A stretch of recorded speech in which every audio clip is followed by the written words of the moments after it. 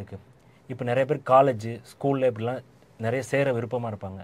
இப்போ பெற்றோரோட இந்த நேரத்தில் பெற்றோர் எப்படி கையாளணும் அந்த குழந்தைங்களை அப்படின்னு கொஞ்சம் சொல்லுங்க டாக்டர். இப்போ எக்ஸாம் முடிஞ்சு இப்போது நான் நிறையா பர்சன்டேஜ் வாங்கியிருக்கேன். 95% மேலே எல்லோரும் பாஸ் பண்ணியிருக்காங்க. எல்லோரும் இன்ஜினியர் ஆகணும், டாக்டர் ஆகணும்னு நினைக்கிறாங்க. அதில் தான் பிரச்சனை வருது. முதல்ல 1500 சீட் இருந்தது, இப்போது 25,000 சீட் இருக்குது தமிழ்நாட்டில். ஆனால் போட்டி போடுறவங்க 2 லட்சம் பேர் இருக்காங்க. அதனால் போய் ப்ரெஷர் பண்ணி படின்னு சொல்லிவிட்டு நம்ம கேபிட்டேஷன் ஃபீஸ் கொடுத்து பணம் கொடுத்து படிக்க வைப்போம். இதெல்லாம் தப்பு. அதனால் குழந்தைகளுக்கு என்ன சக்தி இருக்கோ அந்த சக்திக்கு தகுந்த மாதிரி படிக்க வைங்க. வாழும் கலைக்கு நிறையா படிப்புகள் இருக்குது. நர்சிங் இருக்குது, ஃபிசியோதெரப்பி இருக்குது, இந்த மாதிரி இருக்குது.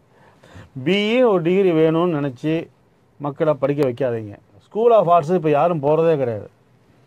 அவ்வளோ நல்ல ஃபீல்டு. குழந்தைகளுக்கு என்ன வேணும்னு கேளுங்க. பசங்களுக்கு என்ன வேணும்னு கேட்டு அதுக்கு தகுந்த மாதிரி சேருங்க. எந்த படிப்பும் கம்மியான படிப்பு கிடையாது, தரக்குறைவான படிப்பு கிடையாது.